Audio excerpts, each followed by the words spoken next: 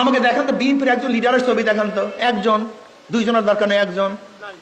জামাতের একজন লিডারের ছবি দেখান তো, সামনের কথা জামাতের একজন লিডারের ছবি দেখাতে পারবেন না। ইসলামী আন্দোলন বাংলাদেশের সর্বোচ্চ লিডাররা মাঠে ছিলেন। আমি চ্যালেঞ্জ দিলাম, ইসলামী আন্দোলন বাংলাদেশের যেই মাপের লিডাররা রাস্তায় ছিলেন জুলাই আগস্ট বিপ্লবে, বাংলাদেশের অন্য কোন দলের লিডারদের এই রাস্তায় দেখবেন না। বিএনপি যে বক্তব্যগুলো দিচ্ছেন এবং যেই কাজ করছেন, বলেন তো আওয়ামী লীগের সাথে কোনো পার্থক্য আছে? আওয়ামী লীগ একসময় ভারতের দালালি করছে, এখনো বিএনপি দালালি শুরু করছে। আওয়ামী লীগ একসময় চাঁদাবাজি করছে, বিএনপি এখন চাঁদাবাজি করতেছে। আওয়ামী লীগ একসময় জুলুম করছে, বিএনপি সেই জুলুম শুরু করছে। আওয়ামী লীগের সময় শুধু শুনছি কি উন্নয়ন উন্নয়ন, এখন শুনি নির্বাচন নির্বাচন। অথচ অন্তর্বর্তীকালীন সরকার এসেছিলেন তিনটা কাজ নিয়ে: সংস্কার, এরপরে বিচার, এরপরে নির্বাচন।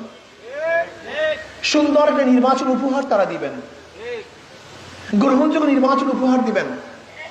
কিন্তু সংস্কার ব্যতীত যদি নির্বাচন দেয়, আপনারা বুকে হাত দিয়ে বলেন প্রশাসনের এখন যে অবস্থা, এই অবস্থা যদি নির্বাচন দেয় তাহলে গ্রহণযোগ্য নির্বাচন হবে? মানুষ কি তার ভোট অধিকার প্রয়োগ করতে পারবে? সেন্টার আবারও দখল হবে, আবারও বাক্স চুরি হবে, আবারও মারামারি খুনি খুনে হবে, প্রশ্নবিদ্ধ নির্বাচন হবে। যদি প্রশ্নবিদ্ধ নির্বাচনই হয় তাহলে আমরা রক্ত দিলাম কেন? জীবনের মায়া ত্যাগ করে রাস্তায় ছিলাম কেন? বিশ্বাস করবেন না, আমি চ্যালেঞ্জ দিলাম, ইসলামী আন্দোলন বাংলাদেশের যেই মাপের লিডাররা রাস্তায় ছিলেন জুলাই আগস্ট বিপ্লবে, বাংলাদেশের অন্য কোন দলের লিডারদেরকে রাস্তায় দেখবেন না। আমাকে দেখান তো বিএনপির একজন লিডারের ছবি দেখান তো, একজন, দুইজনের দরকার নেই, একজন। জামাতের একজন লিডারের ছবি দেখান তো, সামনের কথা জামাতের একজন লিডারের ছবি দেখাতে পারবেন না। ইসলামী আন্দোলন বাংলাদেশের সর্বোচ্চ লিডাররা মাঠে ছিলেন। কাজে জুলাই বিপ্লব এ তো আমাদের অর্জন, এই জনগণের অর্জন, ছাত্রদের অর্জন, মাজলুম জনতার অর্জন, সাধারণ জনগণের অর্জন। এটা কোনো দলের অর্জন না, কোন ব্যক্তির অর্জন না। মানুষ শান্তি চায়, মুক্তি চায়, মানুষ শান্তিতে বসবাস করতে চায়। কাজে আমি অনুরোধ করবো সবাই, আর জালেমদেরকে ভোট দিয়েন না, চাঁদাবাজদেরকে আর ভোট দিয়েন না।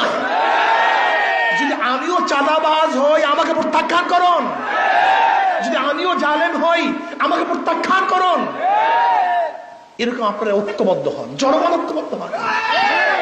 যেরকম জনগণ ঐক্যবদ্ধ হওয়ার কারণে ফ্যাসিস্ট সরকারকে তাড়াতে আমরা সক্ষম হয়েছিলাম, ঠিক যদি জনগণ ঐক্য হন তাহলে বাংলাদেশ থেকে চিরতরে চাঁদাবাজদেরকেও সরাতে আমরা সক্ষম হব ইনশাআল্লাহ। বাংলাদেশের মাসনাদে দ্বিতীয় আর কোনো চাঁদাবাজ ক্ষমতায় আসতে পারবে না। বাংলাদেশের মাসনাদে কোনো দুর্নীতিবাজ দ্বিতীয়বার ক্ষমতা আসতে পারবে না। বাংলাদেশের মাসনাদে কোনো জালেম, ডাকাত, লম্পট এবং গুন্ডাদেরকে আর ক্ষমতায় বসানো হবে না ইনশাআল্লাহ। আপনারা ঐক্য হন, জনগণ ঐক্য হন। আজকের থেকে এতটুকু ঐক্য হন, যেই দলের মধ্যে, যেই ব্যক্তির মধ্যে চাঁদাবাজ আছে, জালেম আছে, খুনি আছে, ডাকাত আছে, লুচ্চা আছে, গুন্ডা আছে, ওদেরকে আমরা ভোট দেব না ইনশাআল্লাহ। যদি হাত পাখার মধ্যেও এই গুণগুলি থাকে প্রত্যাখ্যান করুন। আমি এই কথা বলবো না হাত পাখাওয়ালারাও চুরি করলে, ডাকাতি করলে, চাঁদাবাজি করলে ভোট দেন না। না, রাজনীতি করতে আসছে মানুষকে শান্তি দেওয়ার জন্য, চুরি করার জন্য নয়। মানুষের সম্পদকে ফিরিয়ে দেওয়ার জন্য, দখল করার জন্য নয়।